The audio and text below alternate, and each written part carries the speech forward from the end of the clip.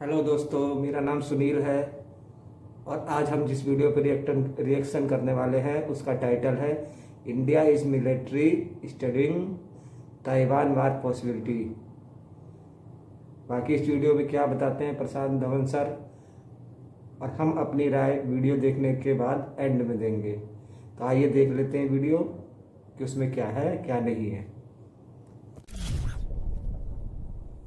नमस्कार and welcome you all to world affairs. मैं हूं Prashant Dhawan. Now recently US media ने एक बड़ा क्लेम किया है। इनके हिसाब से इंडिया ने इस बात को लेकर स्टडी करनी स्टार्ट कर दी है। They have started preparing. Indian military ने स्टडी करने स्टार्ट कर दिए हैं अपने ऑप्शंस के। जब चाइना अटैक करेगा ताइवान पर, जब ये वॉर एक्चुअली में स्टार्ट हो जाएगी, तब हमारे पास क्या ऑप्शंस रहेंगे। यूएस जापान क्या करेगा, दुनिया क्या हमसे एक्सपेक्ट करेगी, दुनिया क्या चाहेगी कि इंडिया कैसे रिएक्ट करे, हमारे पास क्या क्या लिमिटेशंस होगी, इस सब के बारे में एक प्रॉपर स्टडी स्टार्ट हो चुकी है। तो इस वीडियो में हम डिस्कस करेंगे कि यूएस मीडिया का क्या कहना है इसके बारे में, और साथ ही साथ हम ये भी जानेंगे कि बाकी कंट्रीज जैसे कि जापान, यूएसए के क्या कंटिजेंसी प्लान है जब चाइना इवेंचुअली अटैक करेगा ताइवान को। क्योंकि मैं आपको एक उदाहरण देता हूं, यहाँ पर यह अज्यूम मत कर लेना कि कंट्रीज ने अभी से प्लान बनाने स्टार्ट कर दिए हैं कि चाइना अटैक करेगा ताइवान को।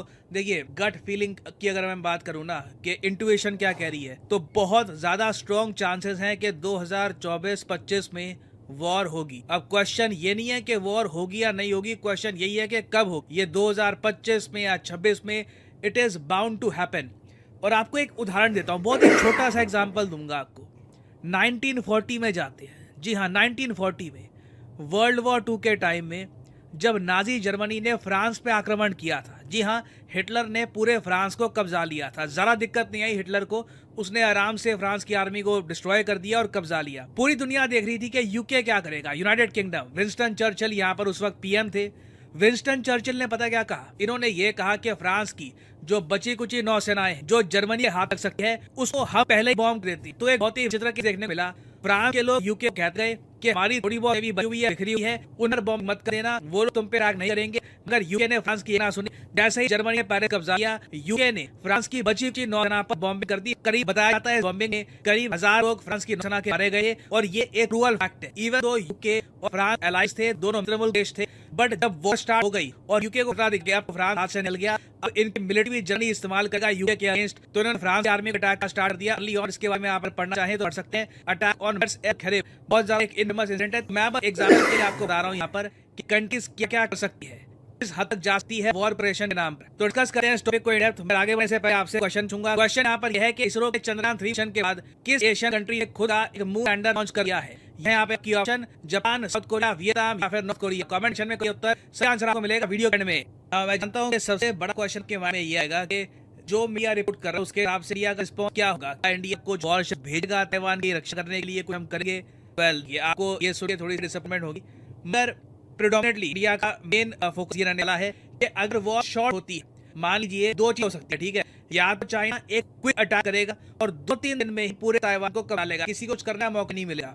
या तो मान लीजिए चाइना एक अटैक करा है और ताइवान की फोर्सेस उस अटैक को रिपेल कर देती है, और फिर शॉर्ट वॉरफेयर होती है कि कुछ देर तक लड़ाई करी, मैक्सिमम 2-3 हफ्ते तक, उसके बाद मामला ठंडा हो गया, चाइना की जो मिलिट्री है ये वापस चली जाती है। तो इस पे देखो, ये बताया जा रहा है कि स्ट्रॉन्ग स्टेटमेंट इंडिया की तरफ से कि चाइना अग्रेस है, हमें की निंदा करते हैं, उसमें भी लेवल, पहले लेवल 1 निंदा, कड़ी निंदा, बहुत सी निंदा। तो ये हम लोग करेंगे इनिशियली स्ट्रॉन्ग स्टेटमेंट्स जाएंगे इंडिया की तरफ से अगर वॉर शॉर्ट होती है, in case the war is short. मगर अल्टीमेटली एक बात यहाँ पर मेंशन करी गई है कि अगर जैसे रशिया यूक्रेन की वॉर, आज के समय कितने दिन हो गए रशिया यूक्रेन वॉर को, अभी मैं वीडियो रिकॉर्ड कर रहा हूँ तो 562 डेज हो गए। आप इमेजिन करते हैं 562 डेज हो गए हैं, ये वॉर खत्म होने को नहीं आ रही। और सेम केस अगर चाइना ताइवान के बीच में होता है, और ये बिल्कुल हो सकता है, अगेन कहूंगा हम इस सबसे इतना दूर नहीं है, it is only a matter of when. अब ये वॉर होगी जरूर, क्वेश्चन ये कि कब होगा। अगर मान लो कि चाइना भी ताइवान के अटैक में फंस गया कि ना ये कब आ पाए हैं ना ये छुप पा रहे, इस तरीके से रशिया के साथ यूक्रेन में, उस केस में इंडिया से एक्सपेक्ट किया जाएगा कि इंडिया कुछ एक्शन। अब यहाँ पे आप कहोगे